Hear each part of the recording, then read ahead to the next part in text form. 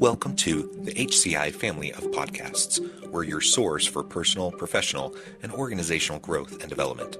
We share our own original research, explore industry trends, and interview executives and thought leaders from across the globe. Join us for practitioner-oriented content around all things leadership, HR, talent management, organizational development, and change management. Maximize your personal and organizational potential with the HCI family of podcasts.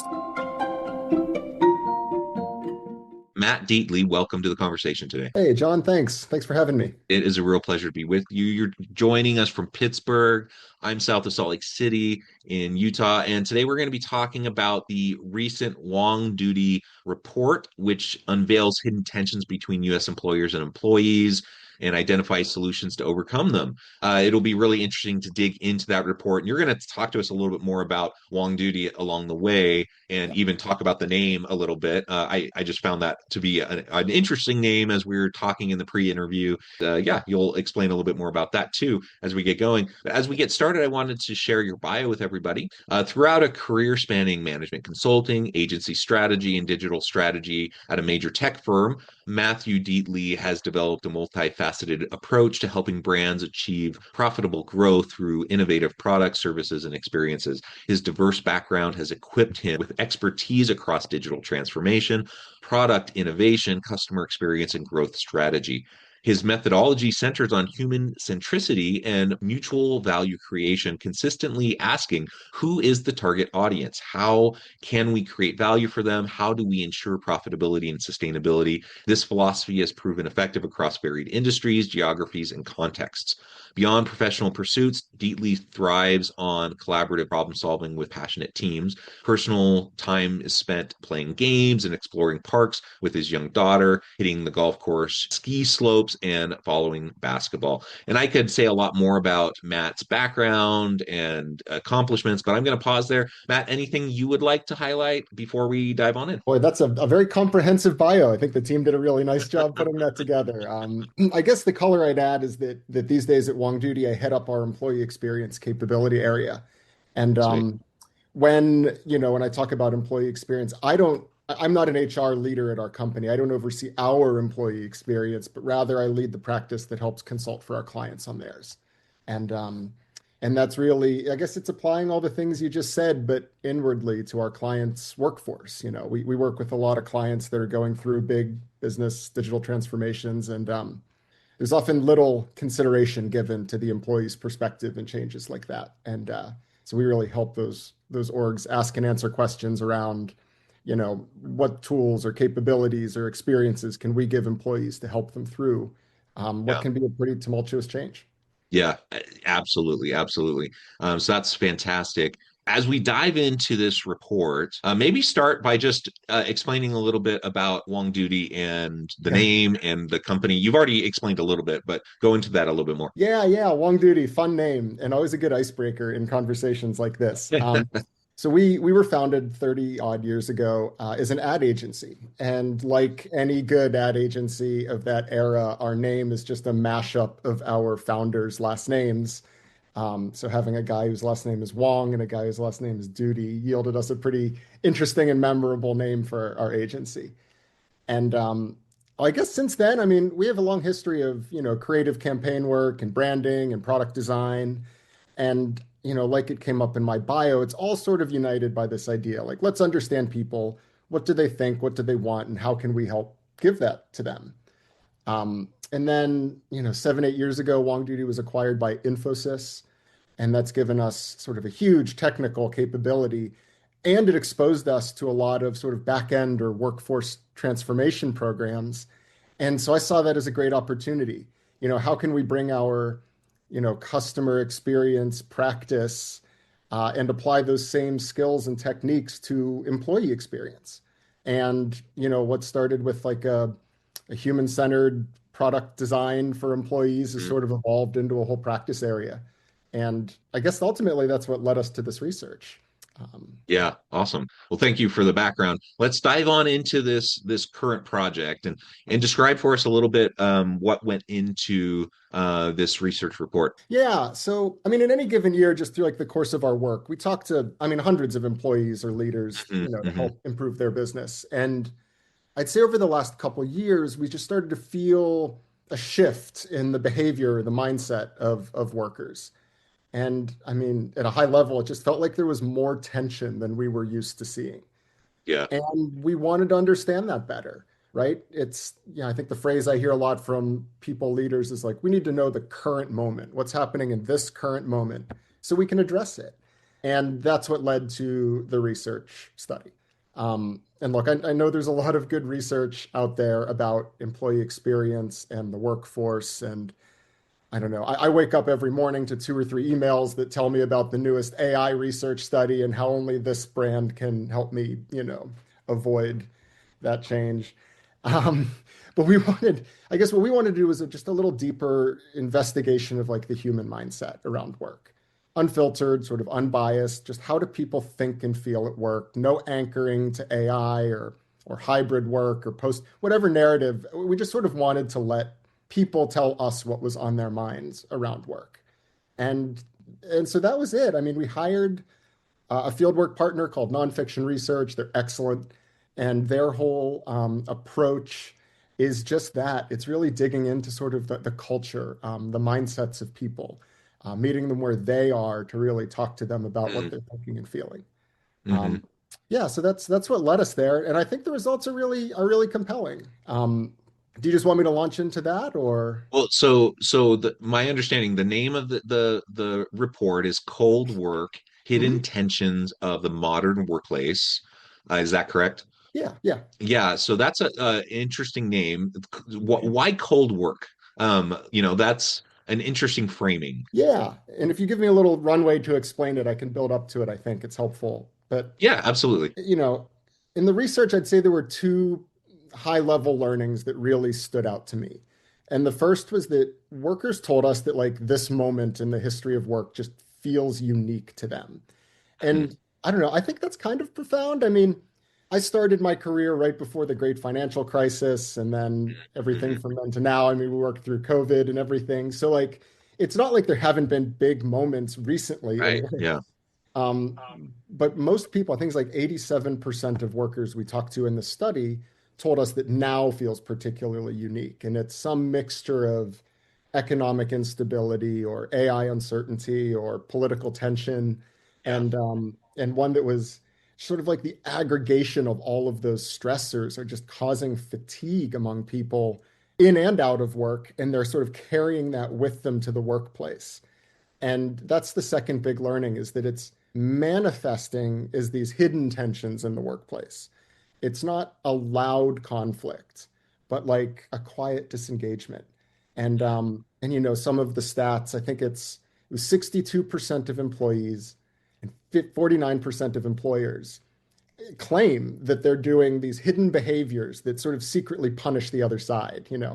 Workers who Hmm. are scrolling on their phones during the day too often, who are ghosting on messages or maybe withholding effort, and employers who are maybe surveilling their employees, assigning, petty assignments as punishment and micromanaging. These little things that don't like show up as a loud conflict like you'd expect, but represent real tension between employees and employers. And so I guess to me, it felt like you've got these two sides who are like freezing each other out. It's this standoff that's unfolding in the workplace. Both sides are becoming disengaged, sort of trying to survive. And it just, I don't know, not to be overly dark, but it gave like Cold War vibes. And so cold work felt Uh-huh. like a natural sort of catchy way we can describe it. And honestly, for me, identifying it, naming the problem is like the first step to figuring out how to approach it. So we wanted something that, folks would remember and could sort of think about more clearly as they look to improve their workplace. Yeah, interesting. So the Cold War kind of connection, the conflict between each sides, that's a really interesting kind of framing. And you're right, like the tensions, and it depends on like the ebbs and flows of the labor market. Like it wasn't that long ago that it was totally an employee market, right? Oh yeah. Like employees had all of the power, and employers were struggling to find good people, and the pendulum has swung, right? And now it's an employer market, and employees are kind of freaking out. They're not sure what to do, and so we use all these different words about like quiet quitting, and we have all these terms, right? Around like all these different behaviors and these hidden behaviors. And yeah, it's just such an interesting set of phenomenon as we consider how employers are responding to their employees and vice versa. So this Cold War kind of connection framing is super, super interesting. And you're right, like there really are a lot of subtle, yeah, subtleties, these subtle hidden behaviors that are happening. And I'm not always sure how even aware the individuals are that are doing them, right? Like how aware are the employees that they're engaging in these subtle behaviors? How aware are the managers that they're engaging in these subtle behaviors that are having these impacts, often negative impacts on the other Mhm. side, that lead to dysfunction, even toxicity, disengagement, dissatisfaction, all these different things that are making it a really challenging time for everybody. Yeah, that's absolutely right. And I love that you keyed on right away too that I absolutely saw the switch flip from a worker-centered workplace to I guess a more Mhm. business-centered workplace. And oh, I don't know, I'm not like a macro guy. Maybe it was, my guess is once interest rates flipped, every executive in the world went from growth mode to efficiency mode. And we actually like we mapped out what we saw as the top tensions that came out of that. And this is all sort of symptomatic of, the first one to me, which is this desire, call it flexibility versus accountability. And you have workers and workplace cultures that, just recently were in that growth mode, employee-centered mode, employees having more autonomy over how they work, a Yeah. little higher agency. And now you've got employers like reining that in a lot more, Yep. Yep. um, trying to regain some of that control to drive more efficient output and hold their employees more accountable, sort of seeing maybe a lower level of efficiency and attributing it to employee behavior, rightly or wrongly. Yeah, and so that has manifest also into things like, the return to office mandates, right? That during COVID, it just became, I mean, it was required. Like there was nothing you could do. Like everyone had to go remote. Everyone then started to become accustomed to remote. But slowly, surely, more and more CEOs, more and more employers started to rein that in, started to pull people back, started to get to the point where you actually had to have mandates to make people come back. Otherwise, they're going to be let go. And many saw that as a reining in of the autonomy, the flexibility, wanting to have more control over the employees, whether or not that was actually the intention of managers, of senior leaders and executives or not. There can be a huge debate around that, like a big conversation could be had, but certainly, that has been part of the whole equation here, around this Cold War kind of dynamic. Oh, 100%. Yeah. And and I think that's a big driver of a couple of the other tensions we see too, like just cherry picking off the list. One was about how turnover has felt so normal recently, in that like this sense of long-term loyalty between employee and employer is just dissolved, and it's in both directions. And Yeah. I think you see these return to office mandates accelerate that feeling that, employment's a little more at will than we thought. And and you see, employers who feel like they've invested a lot in people are just seeing those people leave, and employees who feel like they've put a lot of their, hearts and minds into their company are being let go over something that maybe they view as trivial, like where they work. So anyway, you can see how these sort of ladder up to each other, to reinforce that sort of cold work Yeah, disconnect. and it is heartbreaking, like I've seen, we probably all have seen, right? But I've seen some folks, just in my own personal life where they've worked with companies for, well over a decade. In one case, I'm thinking of an individual who worked with the company helped build it. I mean, this company has grown dramatically, worked with this company for 2 decades in pivotal roles to help this company grow. And then they decided to do a return to office. This person wasn't in a family position to be able to do that, in their personal position, personal life. And, they just felt completely, abandoned by this company. Like they're just like, what in the world? Like I helped build this company. Now you're letting me loose, you're cutting me loose for what reason? Like I've demonstrated repeatedly for years and years how essential I am and how much I've been able to contribute. And they were just devastated by this, and so certainly you have individuals like that. Now you Hmm. also have individuals who probably haven't contributed much of anything, to the organizations who have also been let go.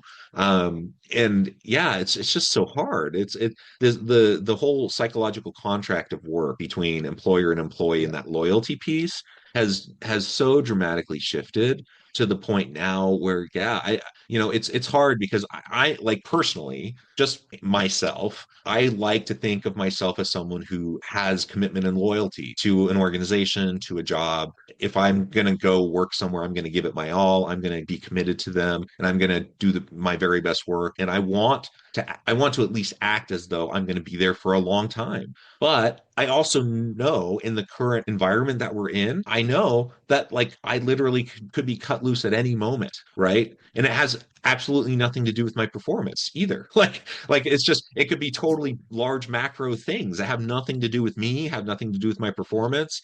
And it's just the way it is, right? And so then you have people constantly looking for other jobs as backups, Hmm. and it's just, yeah, I'm not sure the way around this. Like this is the new normal, right? Boy, I feel like we have a new normal every year or two at this Yeah, point. yeah.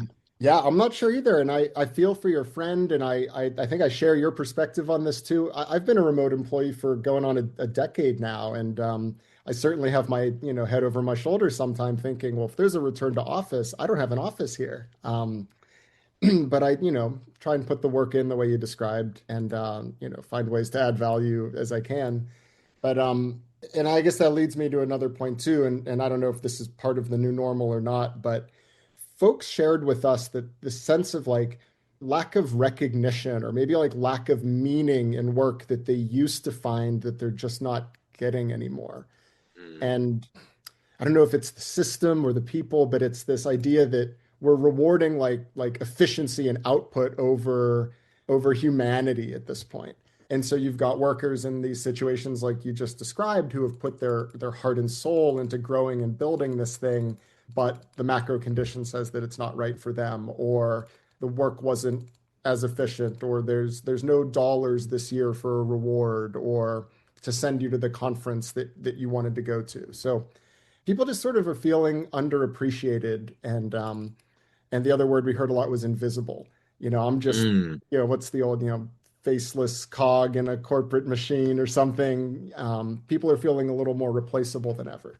Something else that came out of this. Yeah, interesting.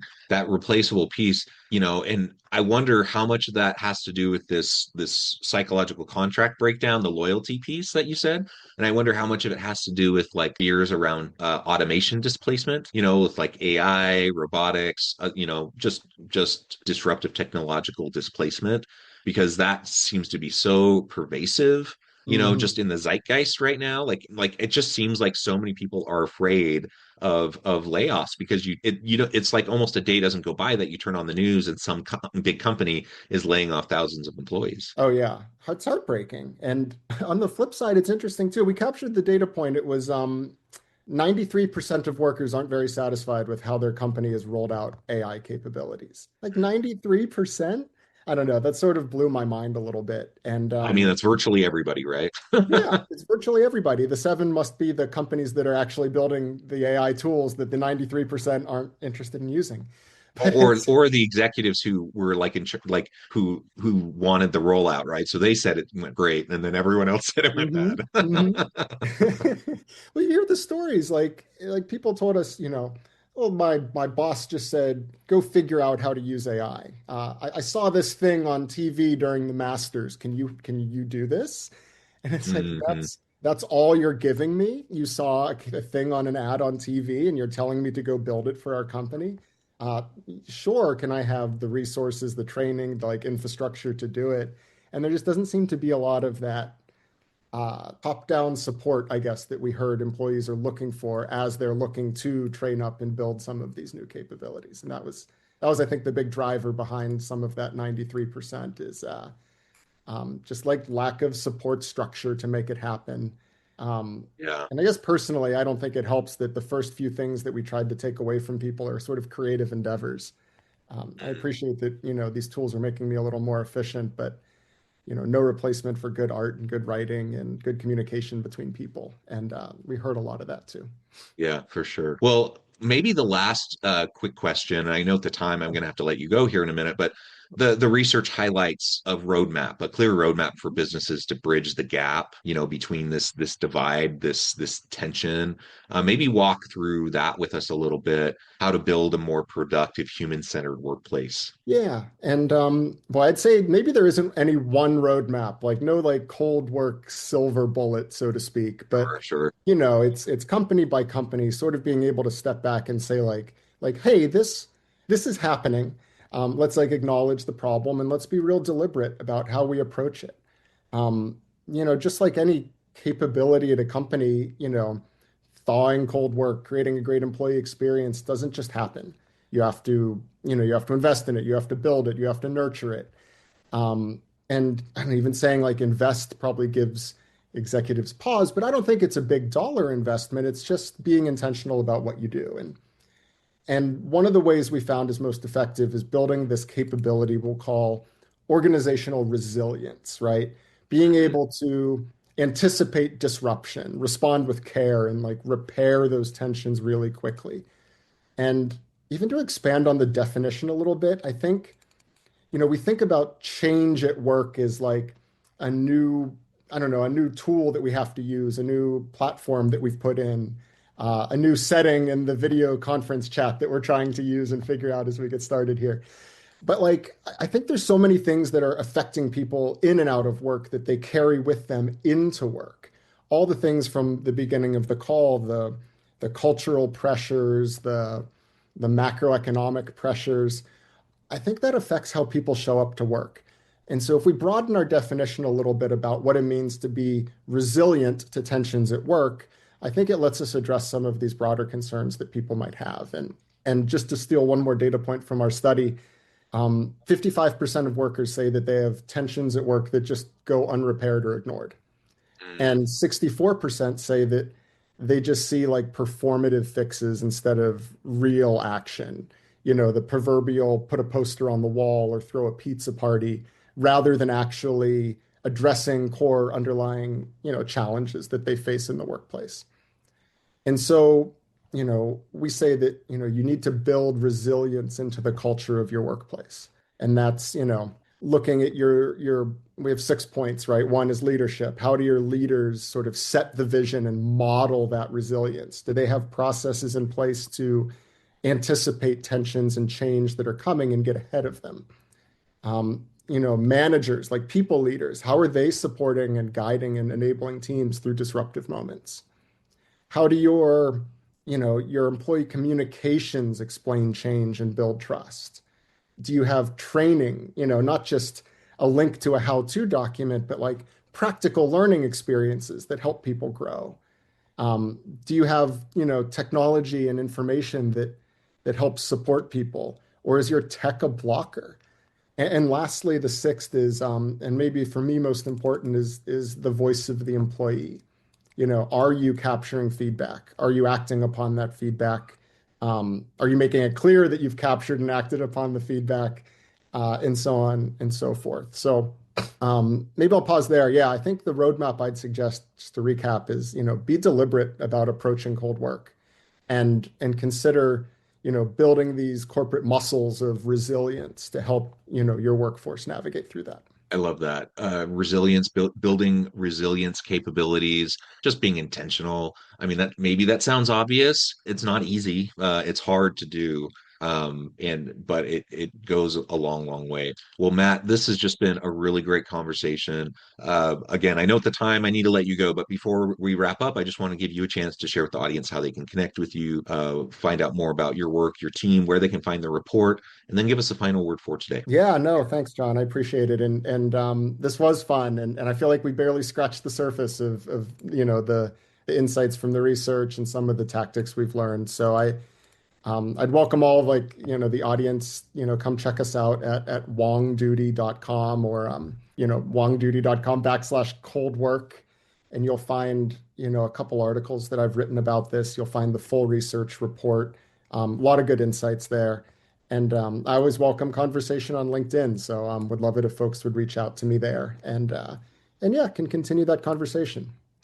And boy, by way of final words, I don't know. Thank you for having me on. This was a lot of fun. I think, as I said at the onset, see a lot of organizations implement a number of changes and not necessarily always think about how it's affecting the end user, the end employee.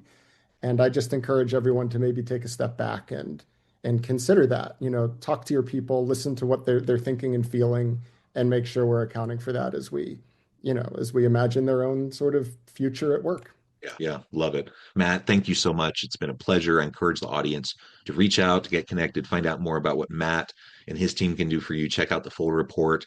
And as always, I hope everyone can stay healthy and safe, that you can find meaning and purpose at work each and every day. And I hope you all have a great week.